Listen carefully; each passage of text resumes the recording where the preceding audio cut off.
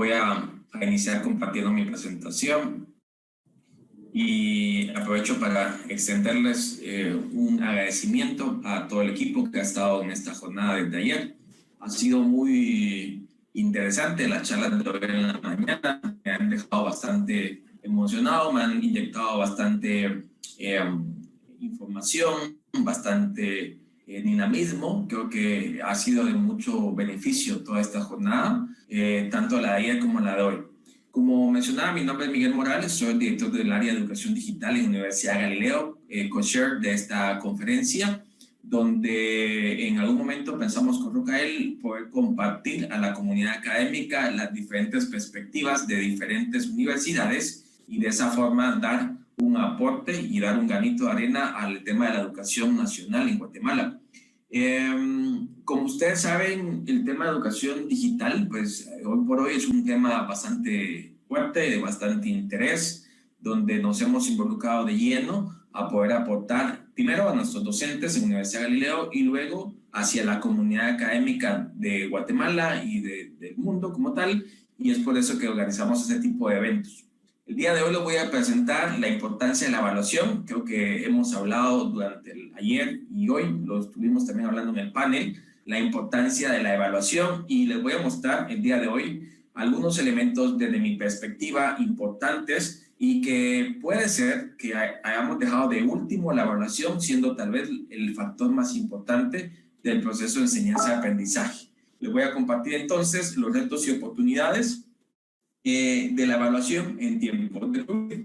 Para inicio entonces con la agenda, les quiero compartir primero un contexto. Creo que en todas las charlas se ha hablado bastante, no voy a ser muy repetitivo, pero sí quisiera hacer una pequeña reflexión de cómo este fenómeno mundial o esta enfermedad o este virus como tal del COVID vino a ser un segundo empujón al tema de la educación digital. Ya habíamos visto el primer movimiento en el sentido de los MOOCs, que fue una actividad que le dio bastante potencial al tema de educación digital, y hoy por hoy vemos el tema del COVID en el tema de una segunda ola para el tema de educación digital. Voy a hablar también acerca del problema, voy a hablar desde mi perspectiva cuáles son los retos y oportunidades cuando estamos hablando de una evaluación en línea, y también les voy a compartir algunas preguntas de reflexión para que podamos ver cuál es la importancia o cuál ha sido la importancia de la evaluación. Algunas recomendaciones, recursos y herramientas en el tema de la evaluación. Eso sería lo que tengo preparado para el día de hoy.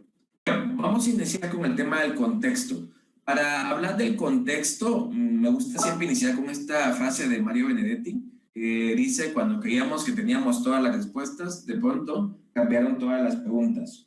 Esto es una frase muy significativa para mí porque tal vez veníamos haciendo 15, 20 años docencia de la misma forma y nos encontramos con un virus, una pandemia que nos cambió el contexto y tuvimos que reinventarnos y replantear básicamente la forma en que íbamos a dar el tema de la educación.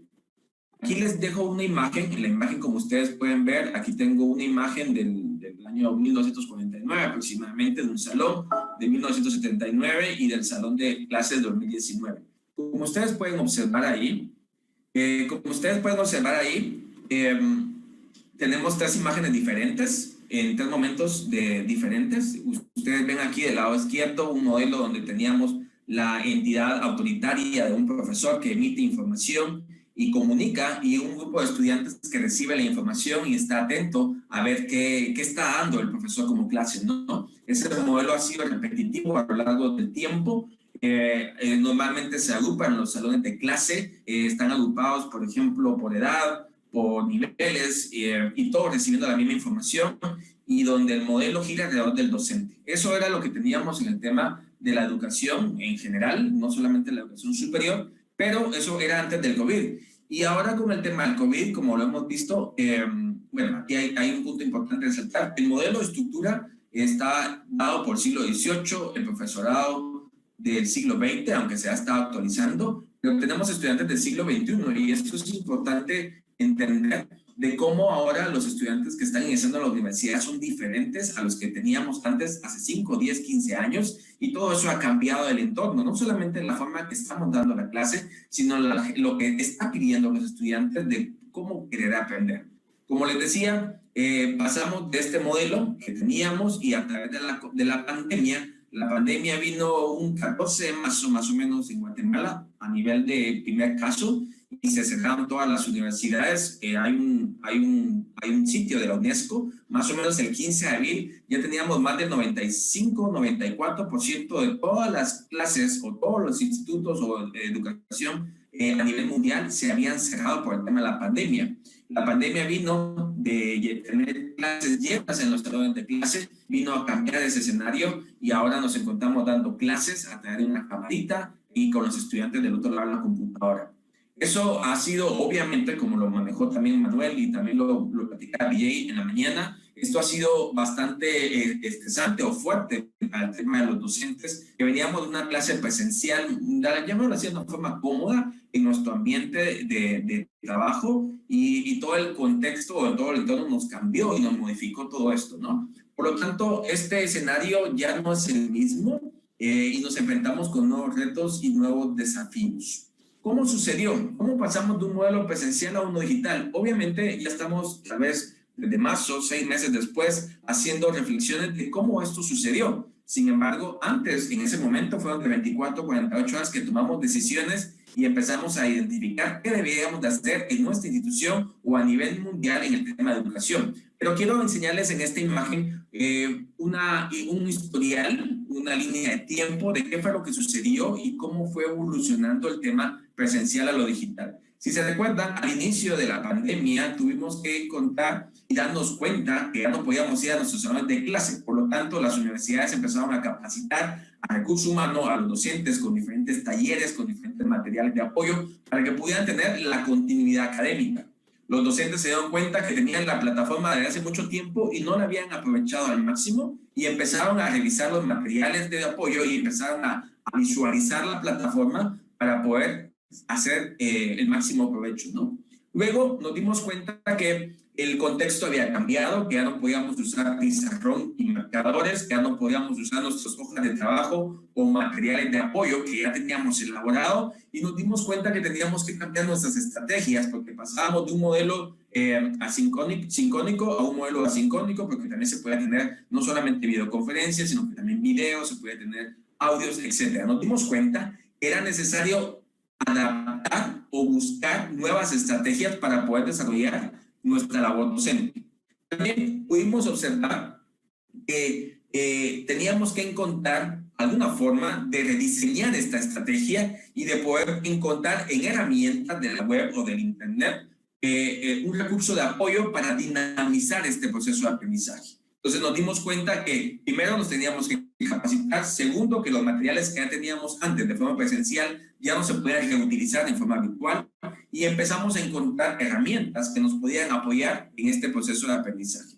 Y por último nos dimos cuenta que todo lo que habíamos avanzado y todo lo que habíamos adaptado y todo el esfuerzo que habíamos hecho necesitaba de una reestructuración y de una planificación real de cómo poder hacer un curso o un contenido virtual adaptado a este nuevo entorno.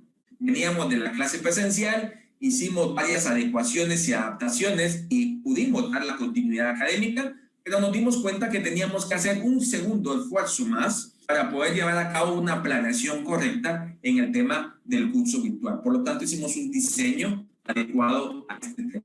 Si ustedes ven esta imagen del lado izquierdo al lado derecho, es una línea de tiempo de cómo fue lo que sucedió en este lapso que ya hemos vivido con el tema de la continuidad académica. Lo primero fue una reacción y ahora nos encontramos en un escenario de reconstrucción. Si ustedes se recuerdan, en marzo, mayo estábamos muy estresados, estábamos muy tensos, no sabíamos qué íbamos a hacer, cómo nos teníamos que adaptar, cómo podíamos mejorar nuestra forma de dar clases de presencial a lo virtual y nos encontramos en una cierta tensión porque desconocíamos muchos de nosotros los docentes el escenario al cual nos enfrentábamos. Luego, en junio y septiembre, después de que pasamos el trimestre y evaluamos un poquito, nos dimos cuenta y nos cayó el 20 y teníamos que empezar a hacer la aceptación. Eso ha sido de forma general. La pandemia no se va a quitar en octubre, noviembre ni diciembre y seguramente en enero voy a iniciar otra mi clase en el modo virtual. Entonces ya empezamos con el proceso de aceptación y nos dimos cuenta que tenemos que ahora hacer una reactivación y poder reconstruir lo que teníamos definido como una clase presencial y realmente ahora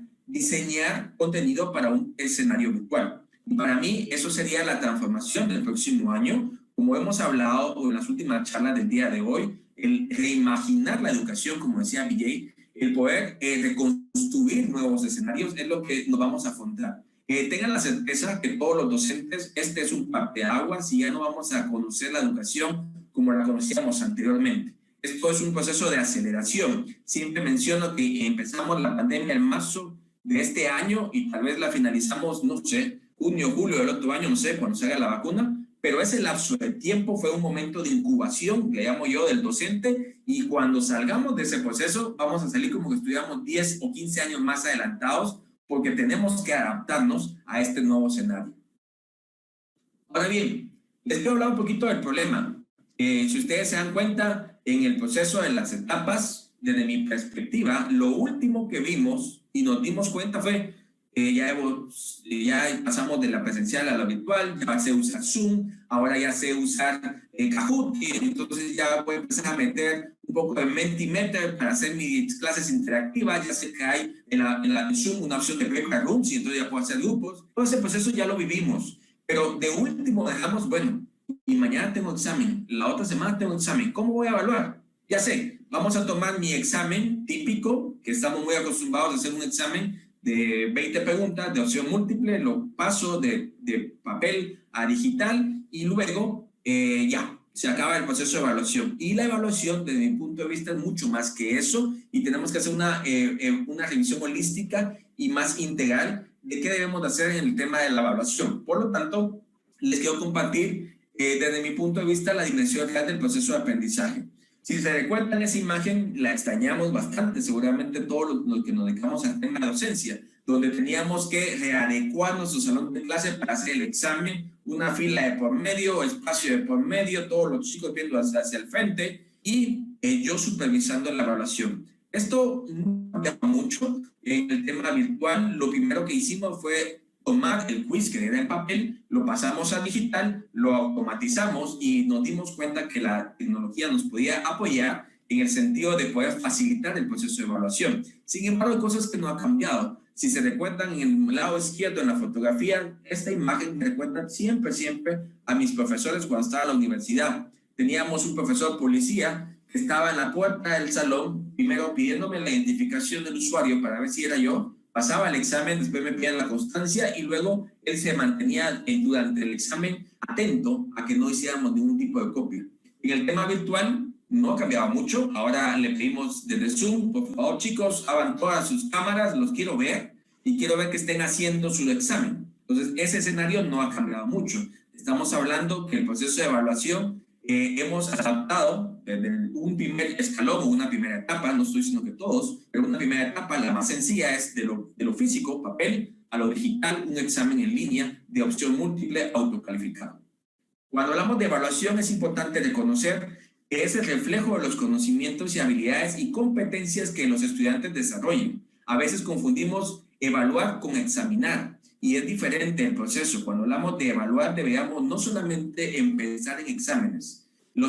Hay vida más después de los exámenes. Es algo importante que debemos nosotros tener en cuenta y saber que debemos de mejorar ese tipo de procesos.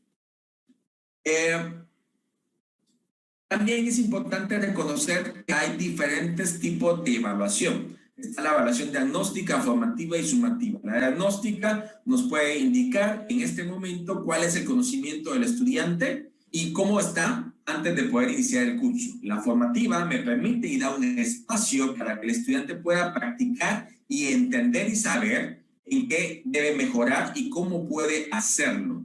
Mientras que la parte sumativa es básicamente medir qué tan exitoso fue el desarrollo de la competencia. Si hacemos una reflexión, podemos darnos cuenta que muchos de nosotros los docentes solo hacemos una evaluación sumativa al final del trimestre o al final del semestre, o hacemos un parcial, un final, o hacemos dos parciales y un final.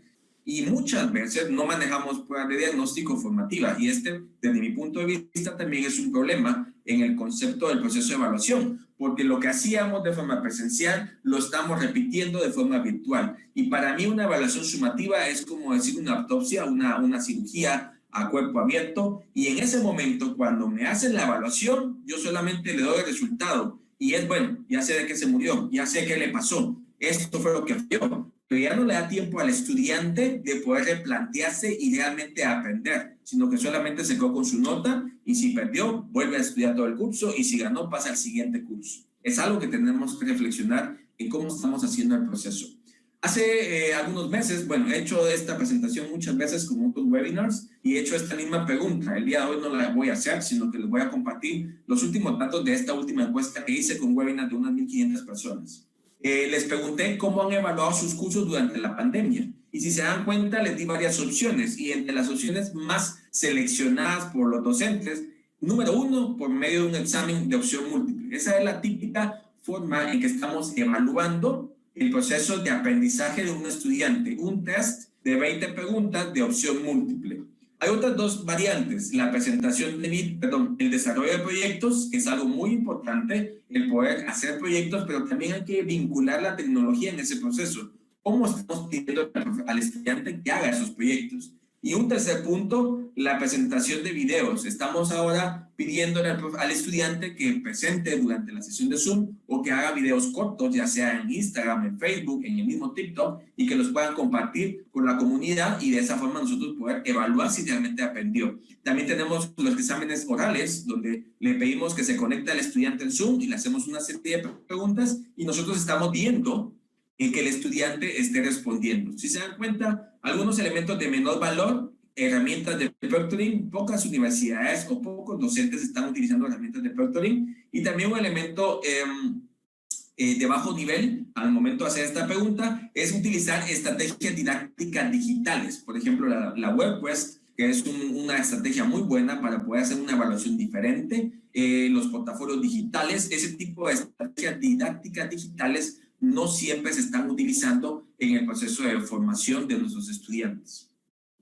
Esta imagen es muy representativa de lo que tiene la problemática como tal de la evaluación. El problema de la evaluación no es ahora que estamos virtuales, esto siempre ha existido. Aquí hay un claro ejemplo de que estamos haciendo una evaluación igual para todos y todos, entre comillas, tenemos diferentes habilidades y competencias. Desde mi punto de vista siempre ha sido muy relativo la nota. ¿Por qué? Y la pregunta, ¿qué es mejor? Un 98 puntos de mi clase de matemática del curso de la pandemia, o sea, el curso que tomé durante la pandemia, o 98 puntos de un curso que tomé el año pasado que no tenía pandemia. ¿Qué es mejor? ¿Ese 98 o este nuevo 98?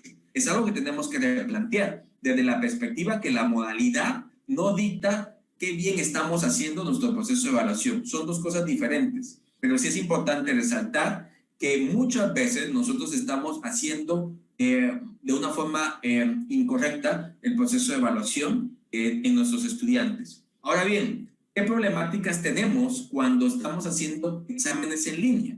Ahí está el ejemplo de un examen presencial. Seguramente algunos de nosotros tuvimos ese problema en algún momento con algún estudiante donde descubrimos que en el momento del examen él llevaba un chivo, le llamamos acá, una nota, donde él podía tener cierta información y sacarla durante el examen. ¿Qué está sucediendo hoy en línea? Aquí está la imagen de un meme, yo en el examen en línea. Estamos enfrente de la computadora y tapizada nuestra pared de copias para poder entender en ese momento qué respuesta voy a dar al examen múltiple, ¿no? Entonces es importante entender, como dice el doctor Francisco Peñalvo, que evaluar de forma online requiere un rediseño del sistema de evaluación y conocer principalmente las herramientas tecnológicas que nos puedan fortalecer este proceso de evaluación.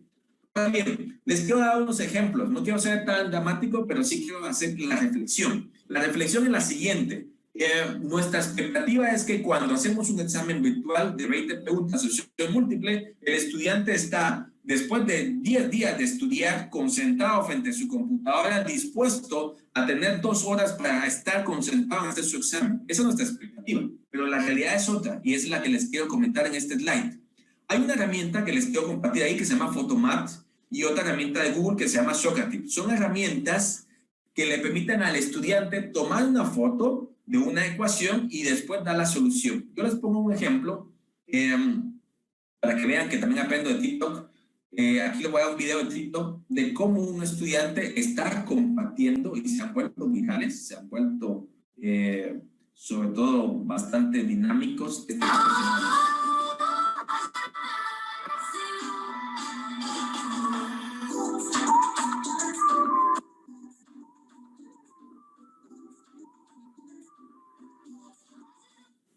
Ese es un ejemplo chiquito de los chicos que están compartiendo cómo hacer trampa en los exámenes. Este es un ejemplo de una herramienta que puedo tomar yo, le tomo la foto a la ecuación y luego me despliega automáticamente por pasos cuál es la forma que yo debo resolver esa ecuación. Un segundo ejemplo, Smoothie. Smoothie.me o Resumer son dos herramientas que si nosotros estamos diciendo no, yo no pido exámenes en línea, yo lo que les pido a mis chicos son ensayos y en los ensayos ellos van a aprender a reflexionar y a sintetizar la información. Vean qué están haciendo los chicos con los ensayos.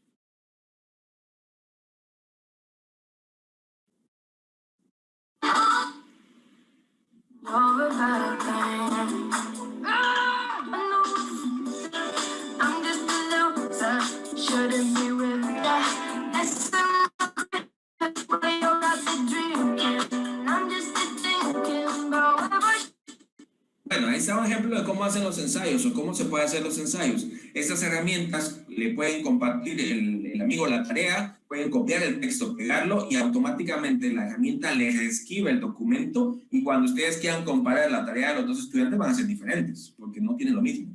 Ahora bien, en los exámenes de opción múltiple, otro chico que es youtuber y es también influencer, donde explica cómo hacer trucos para poder tener mejores notas en los exámenes. Bueno, eso os traigo un truco para tener todas las respuestas bien de un examen online. Vale, una vez en la página simplemente tendríamos que darle a un espacio en blanco, clic derecho e inspeccionar. Y nos va a salir el código. Bueno, aquí tenemos las 4 respuestas y a medida que vamos bajando y subiendo la va señalando eso. Luego vamos a señalar la correcta, que es esta, y nos señala la primera. Entonces ahora le damos aquí y le damos a comprobar respuesta. Y efectivamente es esa. Ok, para más consejos, síganme en Twitter y TikTok, @moraleschat, son mentiras. Aquí yo me di a la tarea de buscar qué están haciendo los chicos en el tema de cómo poder hacer trampa o cómo poder hacer fraude en el tema de educación virtual. Y aquí hay unos pequeños ejemplos de herramientas que tienen los estudiantes para poder hacer lo que desde nuestra perspectiva es evaluar el aprendizaje del estudiante. También me encontré con muchas páginas web y muchas noticias que hablan del tema de los fraudes. En el tema de exámenes en línea, encontré en un sitio, varios sitios, mejor dicho, encontré docentes, inclusive profesores, no estoy diciendo alumnos, sino que profesores, ofreciendo sus servicios para hacerse exámenes o trabajos en línea. Como ustedes pueden saber, en un examen en línea, solamente le envían el link, esa persona que tiene el link le puede mandar el usuario y la contraseña al que sabe, y el que sabe hace su examen. Inclusive están ya algunos acuerdos de no sacar 100 puntos, sino que 90, 95 para no causar mucho sospecha de lo que se está haciendo en el tema en línea. Esto seguramente en muchos de los países, no solamente España, sino que en realidad en Iberoamérica puede suceder mucho. Y este tipo de situaciones, a este caso, por ejemplo, el plagio, que es dos elementos importantes cuando estamos haciendo el tema de exámenes en línea, es el tema de plagio y la suplantación de identidad. Son dos aspectos que tienen en forma de elementos importantes cuando hablamos de fraude a nivel del proceso de evaluación. Pero bien, no les quiero compartir más tips ni más ideas. Quiero hablar desde mi perspectiva cuál es la problemática a la cual debemos ponerle mucha atención. La problemática no es que existan las herramientas para que los estudiantes hagan plagio o hagan fraude. Tampoco es el problema de que nosotros estemos haciendo solamente exámenes en línea de opción múltiple. Desde mi perspectiva, el problema está un poquito más, de una forma más integral, que es la integridad académica. ¿Cuántas de nuestras instituciones educativas están haciendo algo o están desarrollando iniciativas con respecto a la integridad académica? Seguramente muy pocas. Nosotros en Galileo acabamos de iniciar con algunas acciones que estamos desarrollando para fomentar y prevenir el tema de la integridad académica y son acciones que estamos fortaleciendo porque ahora que está en el modelo virtual se hace mucho más necesario. ¿A qué le llamamos la integridad académica? Como pueden ver ustedes acá en la presentación, significa actuar con los valores de honestidad, confianza, equidad y respeto y responsabilidad en el aprendizaje, la enseñanza y la investigación como tal. Aquí les comparto una imagen que adapté de Hasbro, de la Universidad de Chile, una chica que hizo una presentación muy buena en cuanto al tema de la integridad académica, donde ella propone un triángulo de poder enfocar tres aspectos importantes. Número uno, promover la honestidad e integridad académica. Puede sonar algo utópico, puede sonar algo irrealizable, pero es importante que estemos dando cuenta que estamos formando profesionales, no solamente estamos formando a personas en un área en específica. Eso después se refleja en nuestra sociedad y es importante tener en cuenta entonces de que a nivel institucional, a nivel docente, una labor que 5 minutos, doctor. Es desarrollar la honestidad y la integridad académica a nivel de promoción. Luego tenemos el tema de prevenir. Cuando hablamos de prevenir, estamos hablando de tener algunas herramientas, ya lo voy a mostrar. Y por último, gestionar, que los casos no queden impunes y que no se comunique de estudiante a estudiante este tipo de situaciones y que se esté replicando. Cuando hablamos de promover el problema, cuando hablamos desde la perspectiva del problema, la acción promover, hay 5 puntos importantes de una lectura que les comparto aquí, de los 10 aspectos importantes de la integridad académica de la doctora Díaz Campos. Ahí les dejo el link, por favor, pueden leerlo, es un muy buen documento. Desde la perspectiva de promover, debemos de reconocer y declarar como un valor fundamental institucional la integridad académica. Debemos de fomentar un compromiso permanente con el aprendizaje, no solamente con ganar las clases, sino que los estudiantes realmente aprendan. Declarar el papel del profesor como un guía y mentor, más que un dueño del conocimiento y el que sabe y el que tiene que dar la clase e impartir conocimiento. También tenemos que ayudar a los estudiantes a comprender el potencial del Internet. El Internet no solamente es para encontrar herramientas de cómo hacer fraude. El Internet te puede servir a ti, estudiante, para poder aprender mejor y de una forma más dinámica o una forma más adecuada. Y por último, fomentar la responsabilidad estudiantil frente a la integridad académica. También desde la perspectiva de prevenir, es importante aclarar la expectativa de los estudiantes, saber y comunicar qué estamos esperando de ellos al momento de hacer el proceso de formación, desarrollar formas justas y creativas de valorar los trabajos académicos escritos, no solamente pedir investigaciones de 15 hojas, porque si nos damos cuenta tenemos 40 estudiantes, no lo vamos a leer. Disminuir las oportunidades de participar en deshonestidad, y ahí hago mención a 2 herramientas. Unicheck o Turnitin son 2 herramientas muy buenas para detectar lo que es el plagio, el poder detectar, subir un documento y saber de dónde sacó el estudiante esa información. Y por último, una herramienta como Proctorizer, hay muchas de este tipo de proctoring, que le permite validar la identidad del usuario antes de iniciar el examen, permite bloquear el examen para que solamente tener el navegador abierto y que solamente pueden usar el examen como tal, y también a capturar la cámara, el audio del escritorio y de esa forma estar monitoreando de una forma más automática. En Galileo empezamos hace algunos meses a introducir esta tecnología en varios pilotos y ya vamos a expandir a nivel de universidad el tema de usar este tipo de herramientas para poder garantizar la integridad académica. A nivel tecnológico, hoy por hoy, la inteligencia artificial permite que podamos reutilizar este tipo de tecnología como beneficio para el proceso de evaluación. El problema desde la perspectiva de la gestión es importante responder a la deshonestidad académica cuando suceda, no hacernos los locos, sino que realmente actuar y poder tener una sanción, eso es importante, y eso va a contribuir a definir y apoyar los estándares universitarios de integridad académica. Por último, para ir finalizando por el tema de tiempo, algunas preguntas de reflexión, y creo que no me da tiempo a discutir todas, pero se las voy a compartir y de una forma muy resumida les voy a dar algunos elementos importantes cuando hablo de integración académica. Pregunta número 1, ¿se puede trasladar la misma metodología de evaluación presencial al formato virtual? ¿Cuál sería la mejor forma de mantener la integridad académica en este periodo de confinamiento? ¿Cuál es la mejor manera de darle retroalimentación a los estudiantes sobre su proceso de aprendizaje? Y por último, ¿cómo cambiar las costumbres de evaluación en tan poco tiempo? Tengo una última, ¿cuál es el rol de los profesores en este nuevo proceso? Le voy a dar respuesta a 4 de ellas y la última se las voy a dejar como tarea para que ustedes puedan reflexionar cuál es su nuevo rol ante este nuevo escenario. La número 1, ¿cómo puedo adaptar mi evaluación tradicional a una evaluación remota? aquí hay algunas etapas o fases que ustedes pueden utilizar. Primero, definan los resultados de aprendizaje. No voy a evaluar algo que no sé que quiero medir.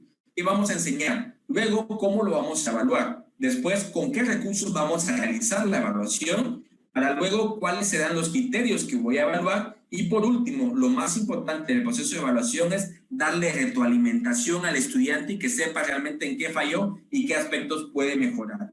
En el tema de cuál sería la mejor forma de mantener la integridad académica en este periodo de confinamiento, diseñar evaluaciones con la integridad académica en mente. No solamente hacer exámenes en línea de opción múltiple. Existen muchas propuestas de evaluación en la educación remota, como el tema de los videos a través de TikTok, de YouTube, de Facebook, el poder que el estudiante haga una presentación dinámica, el poder hacer proyectos, el poder hacer portafolios digitales, el poder hacer estudios de casos, evaluación teórica. Eso, si se dan cuenta, no es nuevo, ya existía. Lo que sucede es que si ustedes hacen la reflexión, como evaluábamos, era exámenes en línea. Perdón, exámenes de opción múltiple. Y ahora lo hacemos exámenes en línea. Y eso se hace más evidente la necesidad de poder adaptar nuestras estrategias a este nuevo escenario.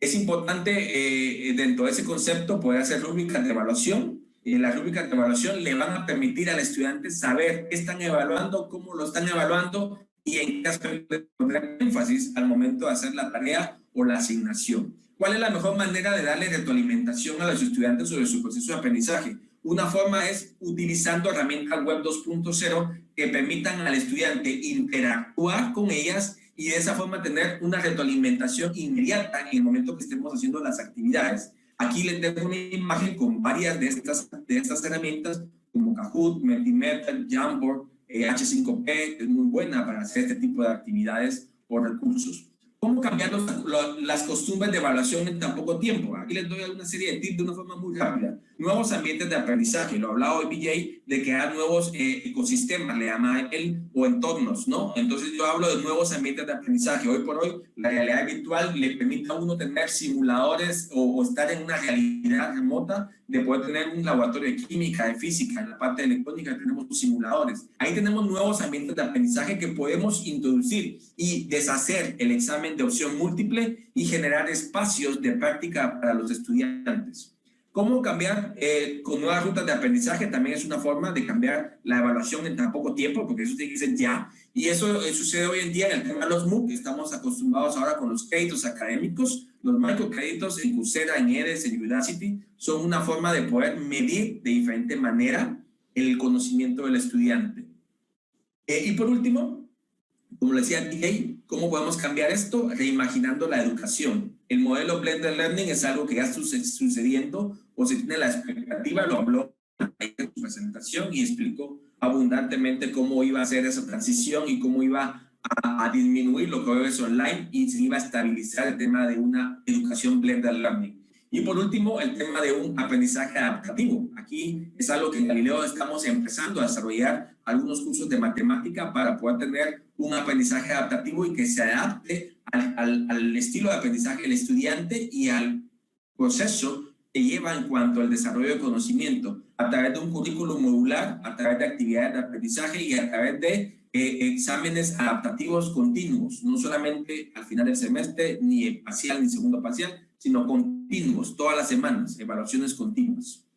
Conclusiones, y con eso termino para darle lugar al otro expositor. Me quedo con la fase de Faraón Llorens, que habla de que este proceso que estábamos actualmente de la docencia de emergencia es como cambiar el motor en pleno vuelo, ¿no? El semestre ya inició, el trimestre inició, el año 2020 ya estábamos nosotros cuando sucedió la pandemia y tuvimos que ajustar todas nuestras estrategias en el camino, que creo que eso ha sido un buen esfuerzo y se ha hecho lo posible, pero creo que podemos dar un poquito más y poder enfocarnos ahora en el tema de evaluación y no dejarlo de último, sino que enfocarnos en este proceso que es importante. Joaquín Piqueira habla también de la evaluación que debe ser en sintonía con la enseñanza, de este modo que ante un proceso diferente, excepcional de aprendizaje, debe corresponderse un proceso diferente y excepcional de evaluación.